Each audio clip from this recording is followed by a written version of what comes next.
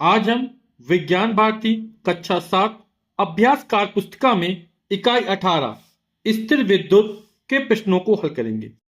आओ करके सीखें। दो फूले हुए गुब्बारे लेंगे, फिर एक गुब्बारे को ऊन से बने कंबल से रगड़े तथा एक को ऐसे ही बिना रगड़े छोड़ दें।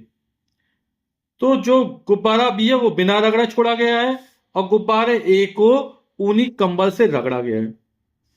ए है, क्या होगा यदि हम गुब्बारे ए के पास कागज के छोटे छोटे टुकड़े रखेंगे?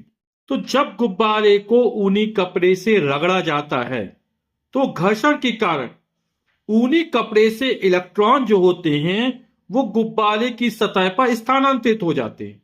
अब ऊनी कपड़े से इलेक्ट्रॉन निकल के गए तो ऊनी कपड़े पर धनात्मक आवेश आ जाता है और इलेक्ट्रॉन कहां पहुंचे? गुब्बारे की सतह पर पहुंचे, जिससे गुब्बारा क्या होता है? ऋण आवेशित हो जाता है।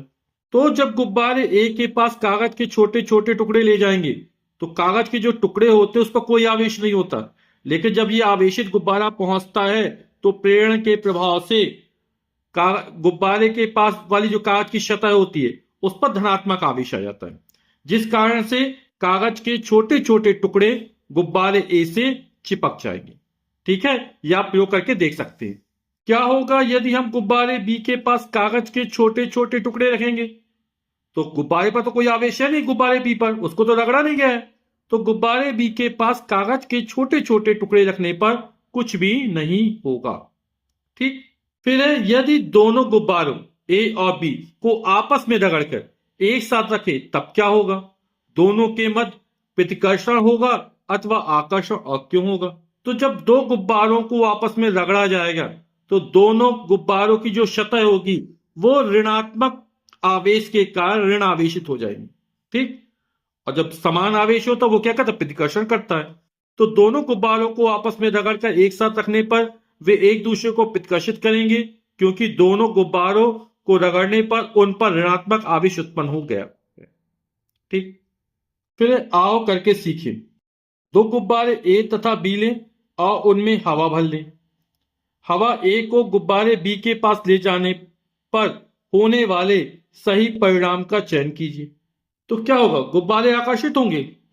तो आकर्षित कब होंगे या प्रतिकर्षित कब होंगे? जब उनको किसी के साथ रगड़ा जाता है ना, घर्षण की प्रक्रिया की जाती है, तब तो आवेश उत्पन्न होता है और आवेशों के क्या आकर्षण प्रतिकर्षण बल लगता है ना।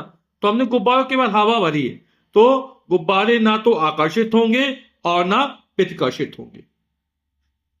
ठीक, दो गुब्बारे ए तथा बी लें और उनमें हवा भरकर उनमें से केवल एक गुब्बारे को ऊनी कपड़े से रगड़े और उससे दूसरे गुब्बारे के पास ले जाएं।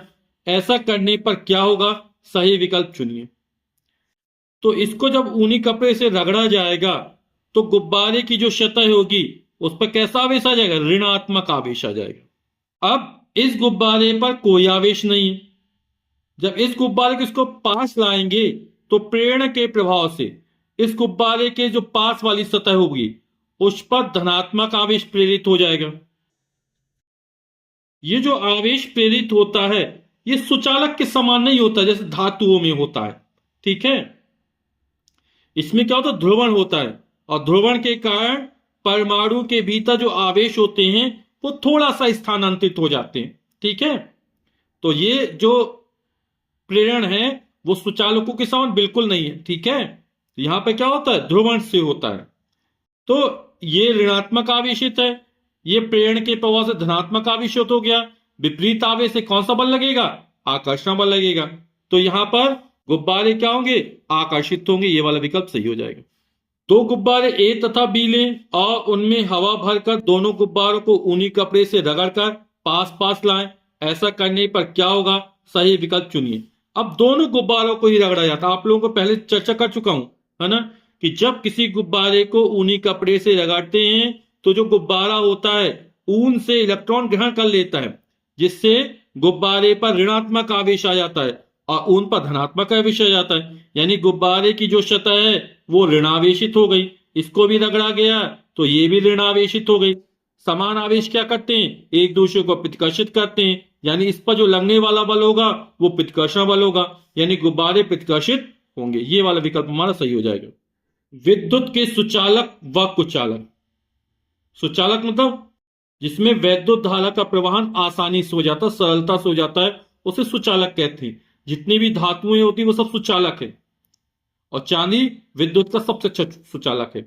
कुचालक जिसमें विद्युत धारा का प्रवाहन आसानी से नहीं होता है। ठीक, तो आओ करके सीखें। आवश्यक टॉर्च, रेडियो में लगाने वाले सेल, विद्युत तार, टॉर्च का बल्ब, रबर बैंड।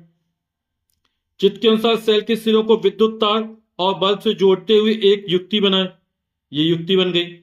जब किसी विद्युत चालक को सिरे ए तथा बी से जोड़ते हैं तो बल्ब प्रकाशित हो, इन दोनों को जोड़ दिया जाए तो बल्ब क्या होता है, प्रकाशित हो जाता है, बल्ब जल जाता है।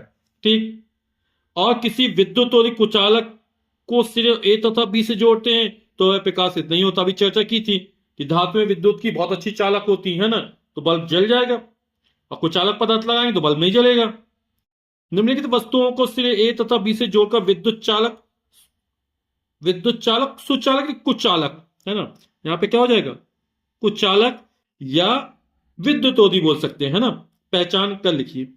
तो प्लास्टिक का पेन, तो प्लास्टिक क्या है, विद्युत की कुचालक है, तो प्लास्टिक कुचालक हो जाएगी, और जब यहां पे लगाओगे तो बल्ब नहीं जलेगा। ठीक, गीली लकड़ी, गीली लकड़ी क्या होती, विद्युत की सुचालक होती है ना, इसलिए कभी भी गीले हाथों से जो बिजली के बोर्ड हैं, स्विच हैं, तार हैं, उनको नहीं छूना चाहिए, नहीं तो करंट लग सकता है।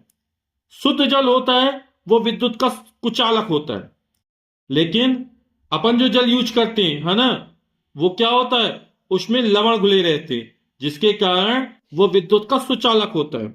तो गीली लकड़ी क्या होगी, विद्युत की सुचालक होगी। लोहे का तार धातु है, विद्युत का सुचालक, यानी लोहे का तार ए बी से जोड़ा जाएगा तो बल्ब क्या हो, जल जाएगा। पत्थर का टुकड़ा ये कुचालक हो जाएगा, यहां पे सुचालक की जगह विद्युत चालक लिखना है। ठीक है, पेंसिल की लीड, पेंसिल लीड ग्रेफाइट होता है ना, और ग्रेफाइट विद्युत का चालक होता है, यानी विद्युत चालक हो जाएगा। और कांच का टुकड़ा ये कुचालक हो जाएगा। जहां मैंने सुचालक लिखा है वहां क्या लिखना है, विद्युत का चालक। हालांकि दोनों एक ही वर्डिंग है, विद्युत चालक बोल दो और चाहे सुचालक बोल दो। ठीक, तो किताब के अनुसार आप लोग विद्युत चालक लिख दीजिएगा। ठीक है, प्रश्न संख्या 2 है, निम्नलिखित पैराग्राफ में उचित शब्दों को खाली स्थान पर भरिए।